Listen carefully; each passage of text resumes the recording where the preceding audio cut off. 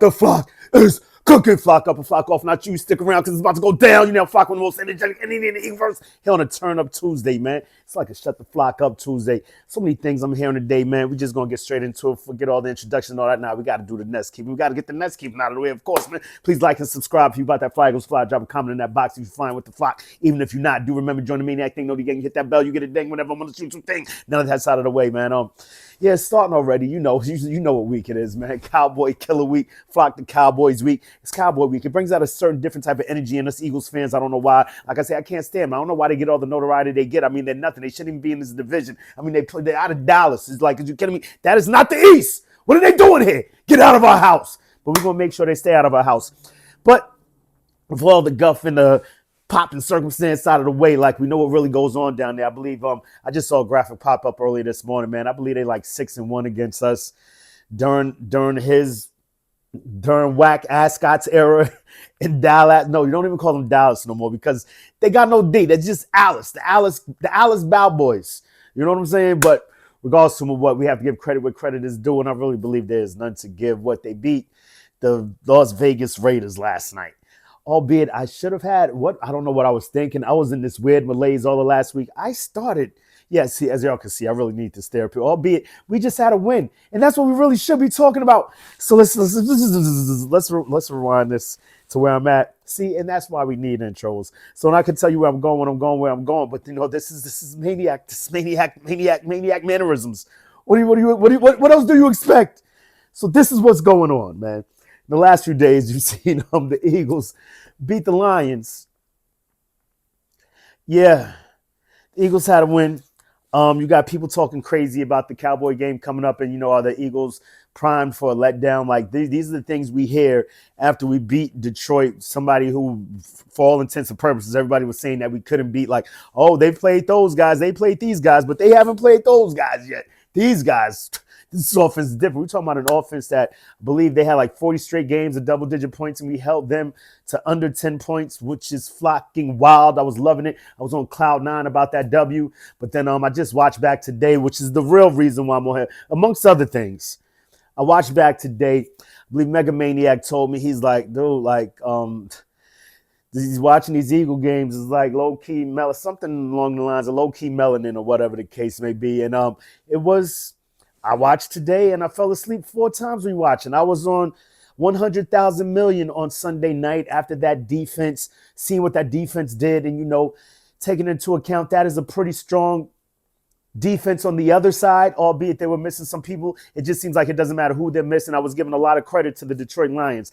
No matter what they do, no matter who's on that field, they put out a good product. They put out a representative product, a representation of their head coach, who I can't stand at certain times, but you got to give it, like Dan Campbell, he came out there and changed the whole culture of that organization.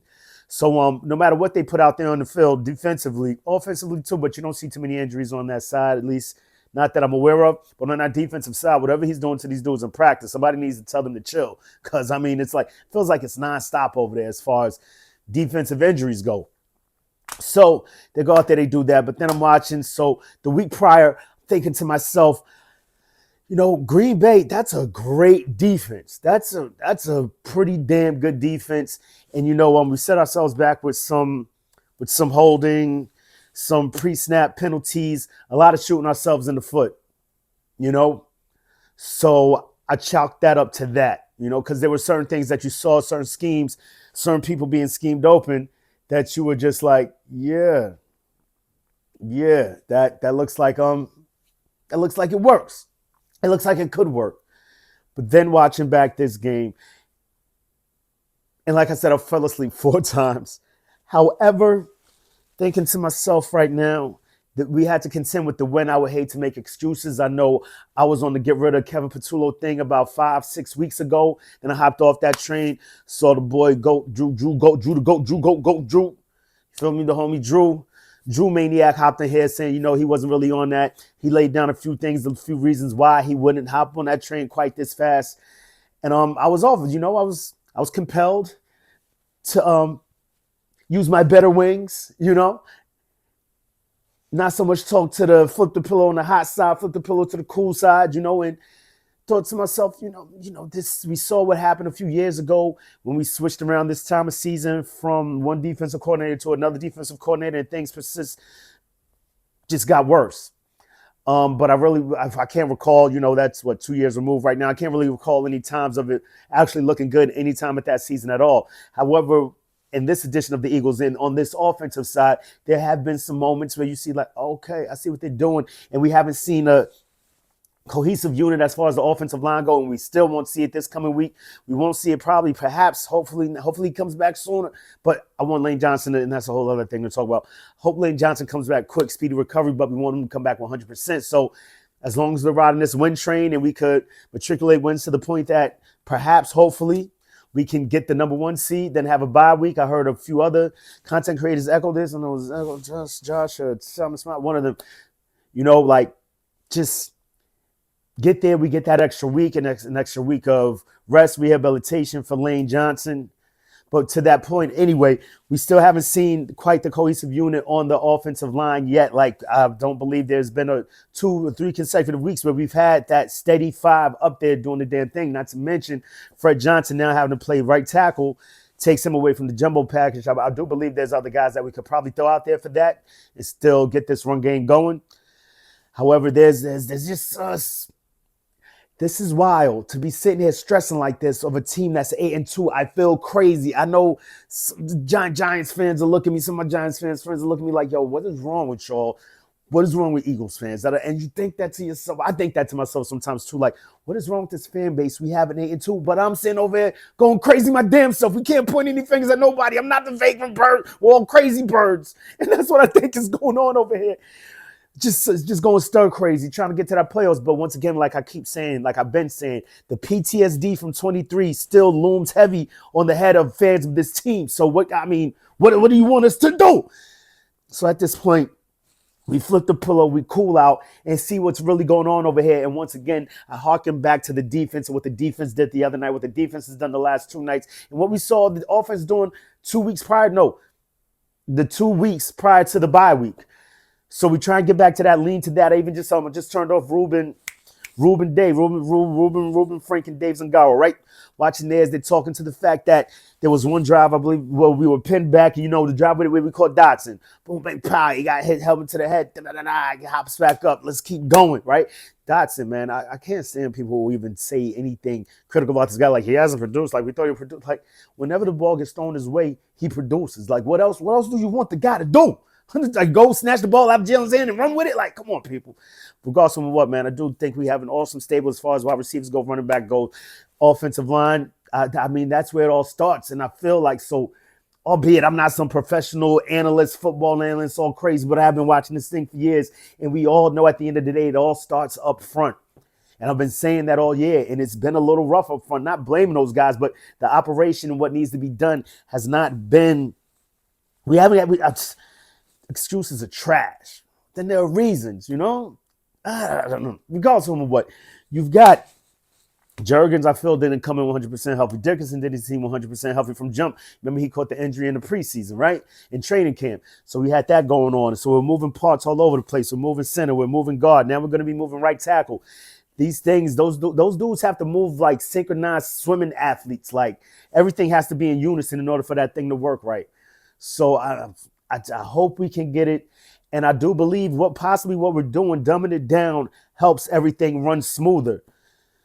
There's still a lot to be desired. And it's going where we were going to end up on this story. It's going to end up on Patulo's front door. Like, the schemes, the patterns, the routes that you see these guys running, man, nothing seems creative, albeit there are certain times, I do see guys open, but I know that probably happens all day. That's why it bugs me out when you hear guys like Cody Kessler on the arena talking ill of Jalen Hurts. Like, dogs, number one, you or you. Let's start there, right? So, you don't see these things all the time, albeit I get it now, you're an analyst, and Jalen Hurts gets paid quite a hefty fee, and we've seen him fight to the highest of highs, to the top of the top, right? So you would expect more from him. If that's the example, if that's the excuse, if that's the reason you're giving for the treason, if that's the reason for the criticism, understood. The dude is heavily paid. The dude is a Super Bowl MVP. He's a leader of an amazing team, right? So you would expect more from him. So you hold him to a higher standard. I can understand that. However, we know these guys ain't perfect. There's like what they pull up about two plays. They're like, oh, Jalen Hurts missed those two. And then that's how we got numerous others. If you got numerous others, you will put up numerous others because it would drive your viewership up. You know that once you on the birds, people are clicking. You feel me? So regardless of what, you see that, and if there was multiple occasions, you would put that on your channels and display that. But I don't see that. You'll see about 2 or 3 a game, and it happens all the time. And then you see guys dropping balls. Like I believe the last game we started, 2 drops right off top. Like so, and nothing against the guys. It was a windy night. Things were weird. And then you go look back and see some of the things that could have been some of the reasons for some of the misses also.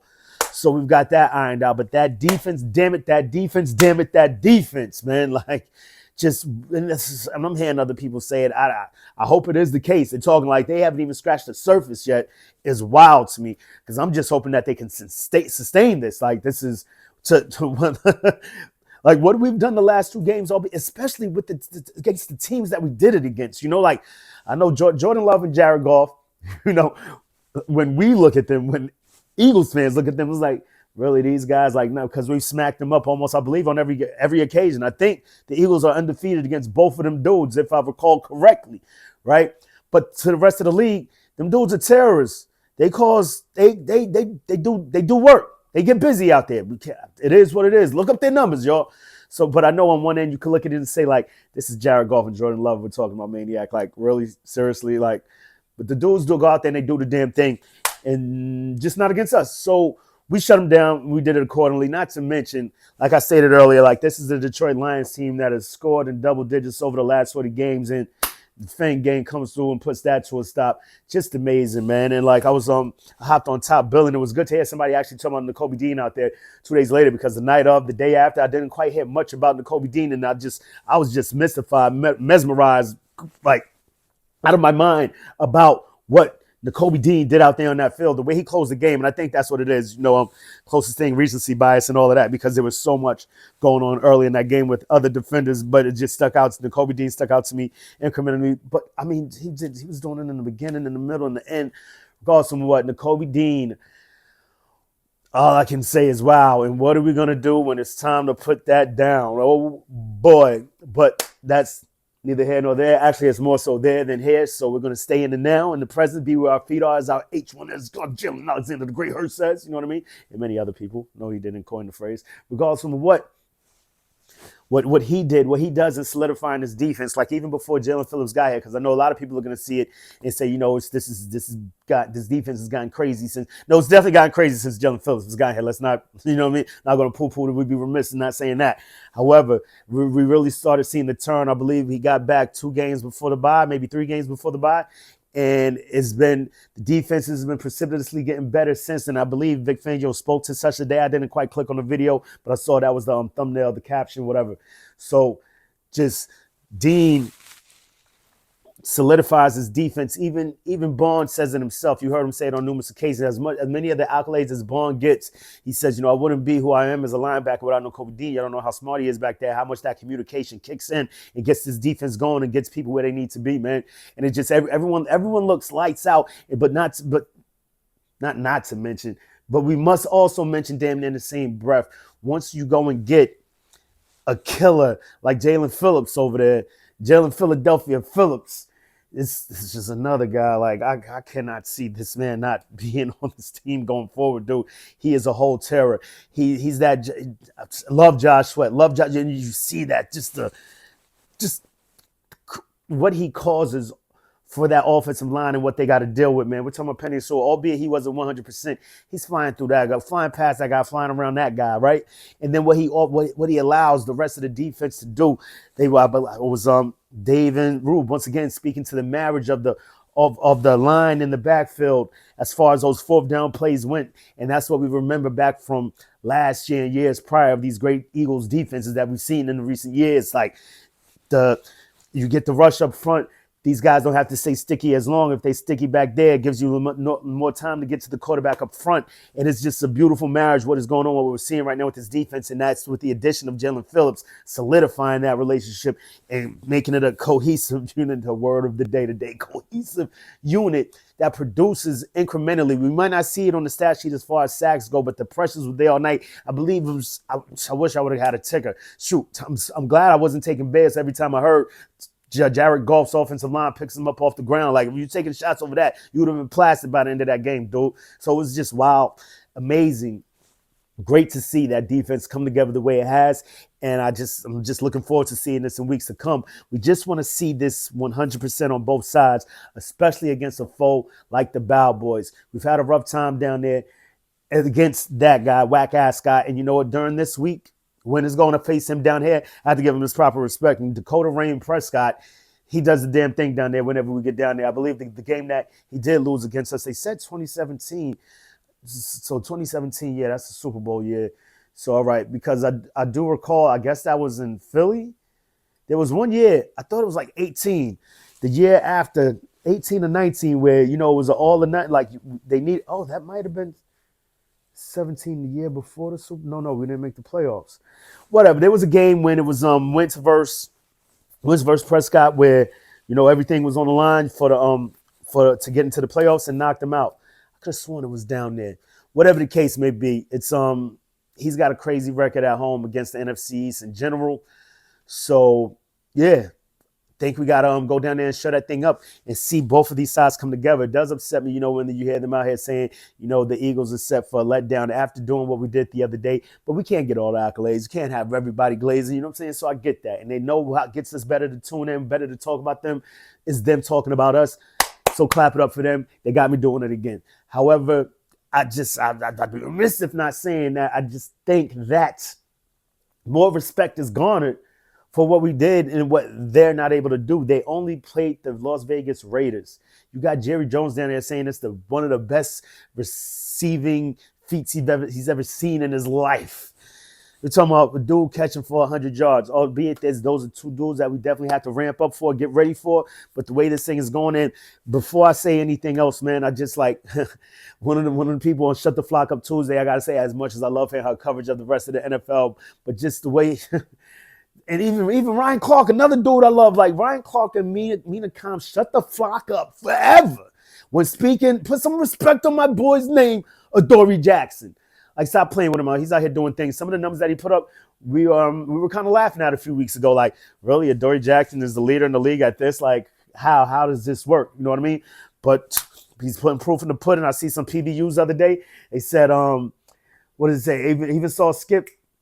Skip was being funny. He was messing with Aqib Talib on the arena. He says, bro, what is Riley Moss? Really, their white CB. He's like, what has Riley Moss done? So, you know, I guess Aqib Talib gets mad. You know, he's going to clap back. He's talking about, what has Adoree Jackson done? Like, everyone's looking at it like it was just Quinyanamo Bay locking up Amon-Ra the other night. Albeit Adoree did give up one touchdown, the sole touchdown. But other guys, I do believe, much like I heard Dave and Roop say, would not hop back from that the way he did and stay locked down in a few PBUs after that. Let's fucking go Adoree Jackson. I believe he had on 11 snaps, 11 coverages. Nada! Fuck out of here. I could be exaggerating a bit on that. However, I just think Adoree needs to be given credit. But you know what? Fuck that, because what do we say over here is contributions over credit. Forget all of that, and them dudes is out there just doing the thing, man. I'm just loving the way this thing is coming together. I'm not as hyped as, you know, some people out there right now saying that this year's defense is better than last year's. I'm not ready to say that quite yet, because it's only been 2 weeks of seeing it like this. We've been performing all season, you know, doing enough to win. But now they have become the reason that we're winning. So it's just amazing to see it, if we can keep this thing going and bring this thing down to Dallas. Because what we must remember, and what it seems like what these talking heads forget, is that Jalen Carter wasn't even in there that first game, and 100% Jalen Phillips was not in that game. So got some things. Oh, not to mention that Kobe Dean was not in that game. So yeah, they got some things, and they got some planning to do when we go down there, smack them up, yak them up. You already know what it is, man. It's Flock the Cowboys week. Cowboy killers on this side, 24/7, 365. You know how we ride. Yeah, I just had to get that off my nest, off my chest. I know I haven't been here for my therapy sessions, but I feel like around this time last year was when we came to the conclusion, like, listen, man, if we want our team to put in that work, we got to put in that work. So as much as sometimes I feel like it's over, I'm over therapizing myself, I think we got to come back in here and come together and just, let the league know, let the opponents know, let the haters know. Flock out of my face. We going to the same place. At least that we all hoping and praying for. So I'm not saying a word. We're not saying it. We know we're thinking it. It's getting there. Things are looking amazing on this defense. The Lane Johnson thing, we already know what the record's been like over his career when he's out. I do believe Fred is a reputable replacement. We all know Lane Johnson is irreplaceable. However, I did hear that we were 5-0 with Fred Johnson last year, over the last few years, whenever he's had to step in. So this thing going. I just believe we just know how to win, and we got to keep this win train going because they are rising on the dirty low, right? So I believe they like 4-5 right now. Get them back to 500. Then we start getting a little So we got to handle this week. Talk to y'all throughout the week. Go Birds. You know how I like to do around this time, around this time. To the next time, make your best time. In the meantime, between time, keep it a green time. Open your eagle eye, poke your peek in, and give it a and say it with me, y'all. E-A-G-L-E-S. Eagles. Go Birds. Fly, Eagles fly. Let's get the flock out of here.